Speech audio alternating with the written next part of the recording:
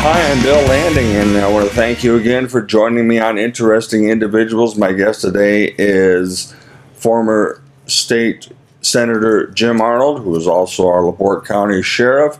And Jim's going to be my guest today. We're going to be talking about, sadly, an uncomfortable incident that happened way back in the 1960s, but there is a LaPorte County connection to it. Around 1967, the small town of North Lake, Illinois, roughly 18 miles from Chicago, about a population of 10,000 people at the time. Like so many other towns, a nice, quiet community, daily life was simple and easygoing for everybody in that city. However, on the morning of October the 27th, 1967, the most horrific incident occurred at that town that has shocked that town up through the years. And at 10:41 in the morning on October 27th, again 1967, three masked armed men entered the North Lake Bank and pulled off a deadly bank robbery. Now, I'm going to start handing over the story to Jim from now, even though he wasn't there. We're going to get an idea of this massive shooting, and again, we will lead into how LaPorte County did play a hand in this. Jim, as always, I'm glad we were able to hook up. I know this is one of the more serious discussions we've had about a crime that happened, so let's talk a little bit about that North Lake, Illinois bank robbery. Well, thank you, Bill. First of all, thank you for having me. It's a pleasure to see you, and I've kind of been lying low for the last few months. So you never do that, but anyhow, okay. Well, anyway, in 1967, I had just joined the department March 1st of 1967, and I was attending Valparaiso University at the time, raising a family, and began my career in the sheriff's office at that time. On Friday, October 27th of 1967, there was a bank robbery in North Lake, Illinois. And by the way, North Lake is located up close to O'Hare Field. It's right there, close to just south of O'Hare Field. The bank robbery occurred, and of course, the alarms went out. Two police officers were killed. One of the robbers was shot, wounded, and captured at the scene, and two escaped at that time. Of course, the dispatch is put out by everyone, and we wanted to look out for them and so forth. And although that's located about probably 90 miles from here, I guess, as a crow would fly, we were aware of it. But we, again, like everything else, we never expected people of that nature to be coming to LaPorte County. You never do know when these things are going to fall into your lap, so to speak. So that was on a Friday, and everything was just normal routine, Friday, Saturday, Sunday, Monday. But on Tuesday, the 31st of October, my father, who is Cliff Arnold, sheriff at that time, along with the FBI agents Bob Ratty and Gene Norris, received a tip that the two remaining bank robbers, along with two females, could be holed up in a location at Fish Lake, Indiana. And Fish Lake, for people that aren't familiar with it, is about 7 miles southeast of LaPorte, right over towards the St. Joe County line, out towards the area of North Liberty, Indiana. So Gene Norris, and I don't recall the circumstance now, but Gene Norris was familiar with one of the accused, which was Henry Gargano. He had dealt with him at some capacity as an FBI agent in the past and knew him, and knew his background, knew how vicious he was. And he and my father and Bob Ratty went out and surveilled the area where the cottage was located in Fish Lake. And again, this was Tuesday. Now, I throw in a note here because I was attending Valparaiso University, working straight an evening shift at the sheriff's office. I had to get the oil changed on my car that day, so my father let me use his car to go to school on Tuesday. When I got back in the car, I hear all sorts of traffic going back and forth because my father's car had a sheriff's radio in it, or a police radio in it. And found out that they had taken my car, two agents and my father took my car out and surveilled the property because they didn't want a police car in the vicinity. Anybody could associate a police car. At that time, you could pretty well pick out police cars when you see them, not because of the marking, but the unmarked cars as well. So they went out and they noticed movement in that cottage. And they came back to LaPorte, and we had officers stay there by the scene, make sure that nothing happened, came back to LaPorte, and that afternoon, the FBI and my father called a team together to go out and actually raid that cottage. And I'll stop there and fill in any information I left out and that may be pertinent. Well, and there is a tremendous amount of information as I'm going on with some of my notes here. These men, when they came in, there were a group of people in the bank, and it was Clinton Daniels, Henry Gargano, and it was Ronald Del Rainey or Del Rain. Those are the three men that came in. They came in, and the alarm went off. And when these three men came out of the bank, I've got the names of the officers here: John Nagel, Anthony Perry. They pulled up. And no sooner did these officers pull up, the robbers came out and just began shooting, just repeatedly, hitting the windows, hitting everything. And I think within seconds, both of these officers were hit. And then I know that Gargano, being so dangerous, he actually pointed the gun and aimed again and shot the one officer who was down, sadly killing him. Then I have two more uniformed officers showed up, and then an off-duty officer showed up. Again, the shooting continued, and then, like I said, Nagel and Perry were both killed. The two other uniformed officers were wounded, and then, like we say, Del Rainey got shot and then fell down at the scene. Gargano was hit. Now, as we were discussing this, Jim, was it a shotgun blast that he got hit with? It appeared to be a shotgun blast because Gargano had several holes in his arm, and when we captured him, were seeping. They had become severely infected. Oh, yeah. In fact, he lost the use of his right arm in 4 days because of the shotgun wound. And then the off-duty officer again returned fire. So then, but yes, and then I don't know if they were in more than one car or not. But anyway, they escaped. Gargano, even though being hit, and then Clinton Daniels, they did escape. And so, I mean, within just a few minutes in this small town, this horrible bank robbery and shooting occurred.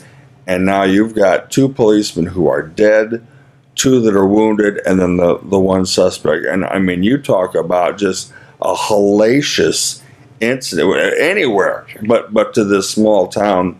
So anyhow, now they went and for a couple of days, I've got just some notes here. They hid a couple other places. Salem, Illinois. All right, for a while. Now, and then of course it went out all over looking for these people. Now, with the cottage in Fish Lake, if I'm not mistaken, Gargano, it belonged to one of his relatives, or if we can hear on that. Well, first of all, I want to go back to what you said. To give people some idea how horrific this crime was, the police reports from Illinois indicated that there was between 80 and 100 shots fired in a period of less than 90 seconds. So you can imagine what you see on TV or at the movies. That's what was going on. It was just open warfare in a parking lot at the North Lake Bank. Now, they developed information, as I stated, that some of the relationship to Gargano had a cottage, and I believe it was his uncle, had a cottage at Fish Lake. That information was developed first in Illinois and related to my father. Called in my father, related to the FBI locally, is when they went out there and started checking it out. So when we get the call and they stake it out, they put the team together for us to go out there and raid the place. People should know that Gargano was such a vicious individual. When we went into there was no resistance. Well, they went peacefully. Gargano didn't want to go peacefully. Gargano had a .357 under his mattress, loaded, and by his own words, going to kill anybody that came through that door. Well, my father, the two FBI agents were the first two through that door. The only reason that Gargano did not shoot them was that the pistol was underneath his mattress on the right side, and his arm was so severely infected and injured, he couldn't grab the weapon. He couldn't reach the weapon. So he actually, I say peacefully, he went without resistance because he couldn't. Otherwise, he went out blazing. So we took them into custody without resistance. There was two girls, Mary Cook, who was a stripper from Chicago, was Henry Gargano's girlfriend. Her stage name was Sheer Folly. I never forgot that all these years. And Henry Gargano's sister, Annette Leonardo, was with him. So they were all four there, and all taken into custody, and all taken to LaPorte County Jail. And that's when, for the next 4 days, that's when the fun really began. I mean, because people don't remember the old jail, where it was located in State Street there, in the old residence. That street was completely blocked off and stopped from traffic, foot traffic, and motor traffic until we transferred them to Cook County, or Chicago, to the Metropolitan Center. But Henry Gargano, because of the nature of his injuries, was taken to the old Fairview Hospital on Pine Lake Avenue. He was kept there under guard, of course, 24 hours a day with several guards. And he had such injuries when Dr. Kelsey, and Dr. Kelsey was a well-known doctor in LaPorte, when Dr. Kelsey came in and inspected his arm, Henry Gargano told him just cut the arm off. He didn't just take it off. And Dr. Kelsey told us he would not give that individual the satisfaction of going into court with just one arm and having anybody feeling sorry for him. Oh, and brother. so he saved his arm. I say, "Oh, brother," about Gargano, not the doctor, and that's what he wanted. And it's just, and so then, so everybody was, like I said, all of them were captured. Rainey recovered from his injuries. Now, we recovered, it was about $83,000 taken in a robbery. And I remember there was a picture of my father, which we have here, at the table with about $80,000 we recovered from the cabin out there. Mm-hmm. Now, Annette Leonardo and Mary Cook had gone into LaPorte and bought some supplies at it's a hardware store in there. I remember they bought a lantern for heat and light, and they didn't want anybody to know that they were inside the cabin. They bought some food and so forth. But we recovered about $80,000, and J. Edgar Hoover actually called that evening and talked to my father on the phone. Wow. Because they were going to be on the FBI's top 10 most wanted the following Monday. Yeah. You know, so we captured them on Tuesday and Tuesday evening. You know, not that anyone would have cared what the outcome of these people were as far as any other additional bad luck they had, but Gargano probably would have ended up dying, I'm sure, within a couple of days. Yeah. I mean, so they would have had to have eventually made another move because of the severity of his wounds, and of course they couldn't have taken him to a hospital. So it's interesting to know what their long-range plans would have been, if they even had any. And because with him, like I said, he would have ended up dying, I'm sure, within a day or two. But and I think it's imperative that the public knows when we're talking about this, just how vicious these people were. Gargano, and I happened to be up at the federal courts when he was making an appearance in Chicago. Somehow, and I never heard the final story, but Gargano was able to obtain possession of a loaded pistol while he was in custody. And they caught him just before he came into the courtroom, and I don't know how they were alerted to it, but searched him and took it away from him, and he had mentioned he was going to kill the judge during the court hearing up there. So that's how vicious they were. And as you and I were discussing, Bill, off camera, the veteran FBI agents in Chicago, Dick Stillig, mentioned that when he worked on the case with some of the veteran FBI agents that worked back in the 1940s and 50s, that had worked at cases involving Babyface Nelson, Machine Gun Kelly, and John Dillinger, they told Dick Stilling, the FBI agent, that these individuals were more vicious than those people ever were, the ones we captured down here. wow. So as we housed them down here at LaPorte, and I mean to get ahead of myself, we made all the transportation arrangements. Sheriff at the time in Cook County was Sheriff Joe Woods, who many people might remember. His sister was the secretary to President Nixon during the missing tapes. Oh, Rosemary Woods. Sheriff Woods came down to the house in the jail and talked to us. We had arrangements made to transfer them up. When we transferred them, and we did all the transferring from LaPorte to downtown Metropolitan Correctional Center, Gargano had to be transferred in an ambulance. Sergeant Jim Reisner at the sheriff's department at that time, and God rest his soul, has passed away since then, but he rode with Gargano in the ambulance. And when we got to Skyway, we were met by I don't know how many Cook County sheriff's officers along with Chicago police officers. The streets all the way to the Metropolitan Correctional Center were shut off no traffic, foot traffic or auto traffic was allowed. And when we got them there and transferred them over, the people there were just beside themselves to get the custody of the individuals that had pulled off this. Can we hold up this little collage of photos here? We're going to see if Andy can zoom in on some of them, and you just go ahead and describe Back? a couple. There's a number of photos here that, you know, and just some of the photos of the investigators and the crime itself, and, you know, you want me to stand up and explain some of the photos for the audience? Yeah, go ahead. Just real briefly, what are we touching All right. base Well, on? if you look up here, and if you picture myself and Howard Conley at the jail when we were booking in Clifton Daniels, and another picture of the same right down below it. This is Annette Leonardo. Lean it back. Yeah. Okay, excuse us. That was Annette Leonardo. That's the sister of Henry Gargano.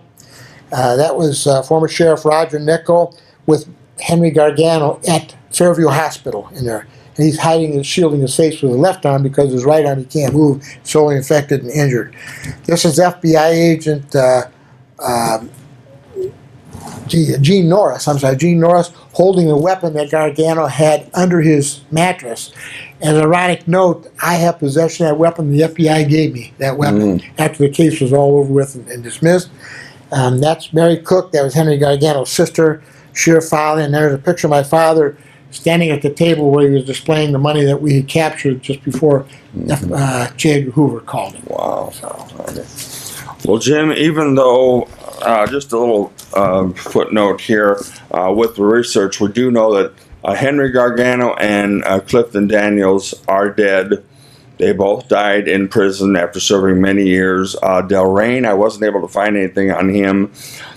Jim, despite the fact that, thank God, all of these individuals were, you know, captured and spent the rest of their life in prison, you know, sadly, there was no happy ending in this.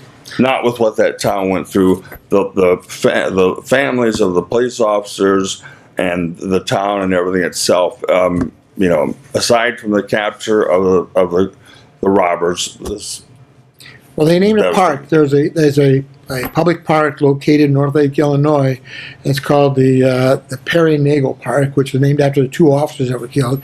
And they have a memorial established at their local police department for these officers. And, you know, here it's 50 years later, and I'm sure there's no happiness. And some of these small children that were just children at that time are grown adults now, they're never going to get over this. Their fathers never came home. Yeah. And as a side note, again, I want to go back for just a second. Henry Gargano was such a individual with no respect for anything. Henry Gargano escaped from Marion, Illinois, which is known now as the most secure federal institution in the United States. He escaped from there back in 1975 by making some kind of electronic device, and I don't remember because, of course, I was out of touch at that time, but he escaped and was at large and took two more people hostage during that escape before he was recaptured. All three of them received 199-year sentences to prison. And Clifton Daniels passed away, and we don't know exactly when or where he was at. Gargano was transferred from Terre Haute to North Carolina, where he passed away. And I know back in 2010, Ronnie Del Reyne applied for parole. He was in Colorado at that time, and he was turned down. But so I have kind of lost track of it. Yeah, well, that's fine. Jim, I need to wrap up the show, but it's always great to see you. I wish we could discuss some more things that are going on with you in your life right now. I know you're just laying low, like you said. You've done a lot of work, but thank you for joining me. I know that a lot of people out there probably never heard of this bank robbery, and understandably so. And I remember you told me about it quite some time ago, and as ugly an incident as it was, we just wanted to point out that they were caught with the assistance of the LaPorte County Sheriff's Department here in LaPorte County, and it was just quite an event. So, Jim Arnold, thank you again for sharing this really uncomfortable, sad incident, but again, these men were brought to justice. Bill, thank you so much, and thank you, as always, for allowing me some time to relate to the public. All right. I'm Bill Landing. That's this edition of Interesting Individuals. Thank you so much for watching. Goodbye.